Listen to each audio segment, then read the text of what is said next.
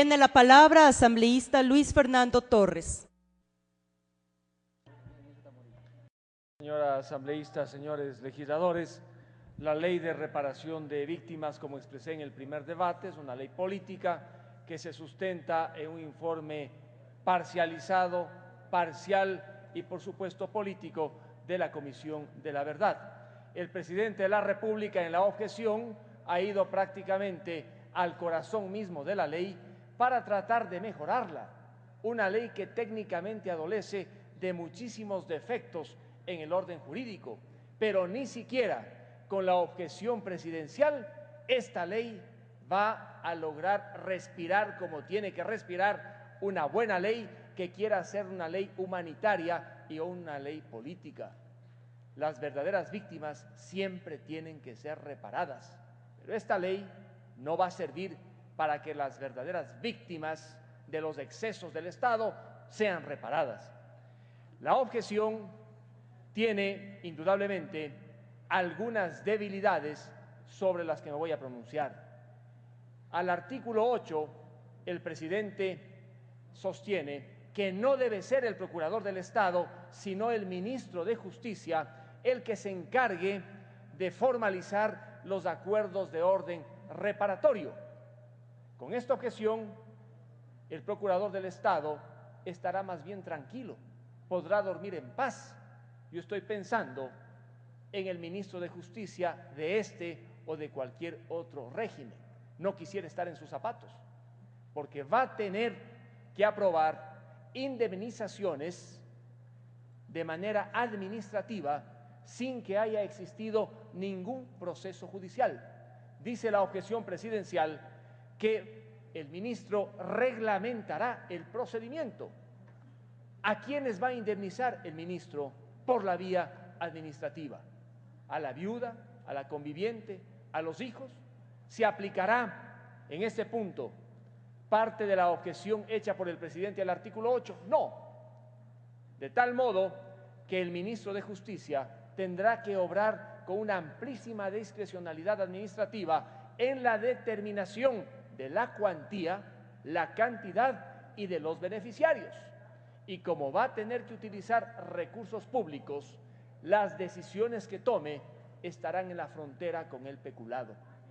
Yo no quisiera estar en los zapatos del ministro de Justicia cuando tome esas decisiones sin ningún sustento judicial, porque la objeción al artículo 7 se refiere a la indemnización de orden administrativo.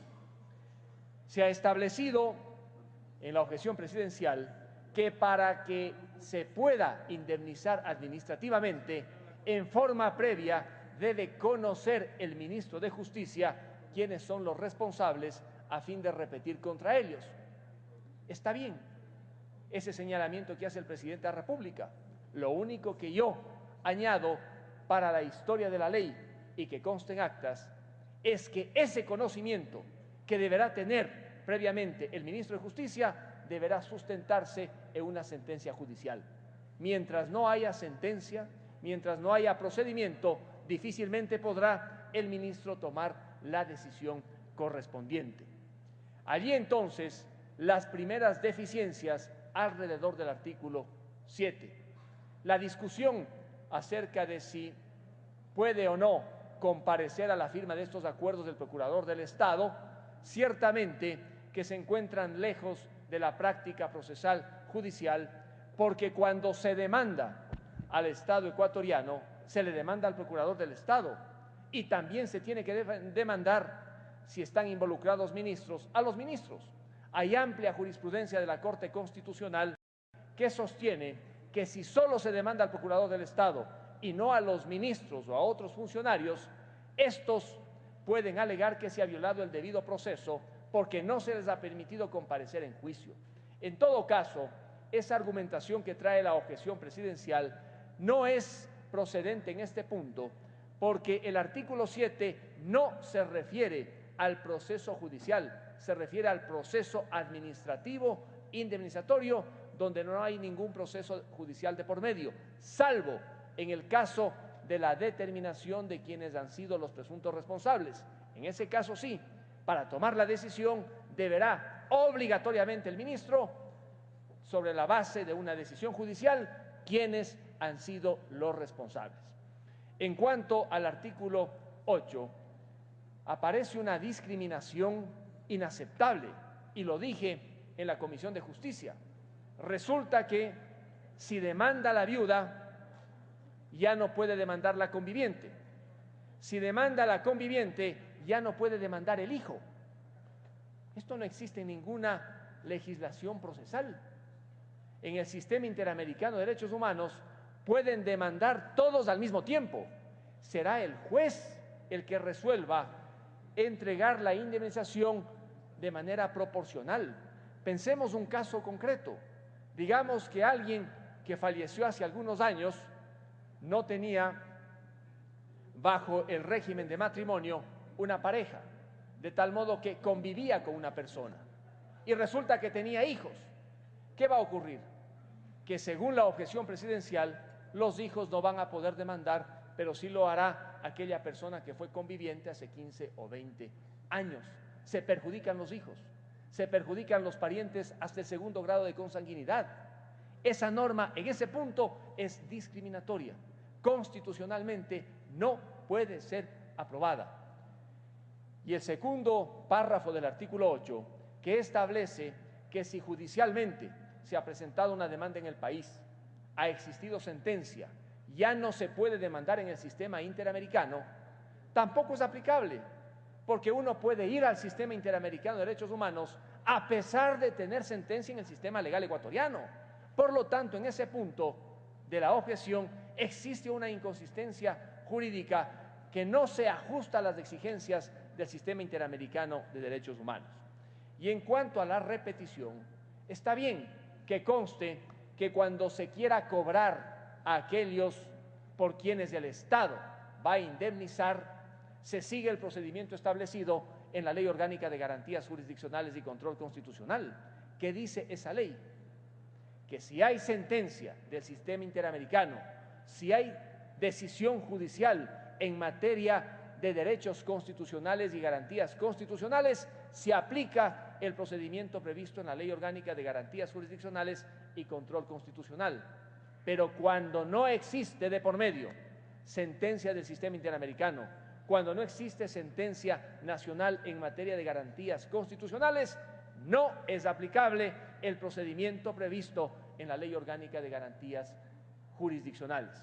Por lo tanto, aplicándose el procedimiento administrativo previsto en la objeción al artículo 7, la repetición que se quiera hacer luego de que el ministro de Justicia ha conocido sobre una decisión judicial quiénes son los responsables, la repetición no puede hacerse aplicándose lo previsto en la Ley Orgánica de Garantías Jurisdiccionales, sino que se requerirá de ley expresa para ello, ley que en este momento no existe.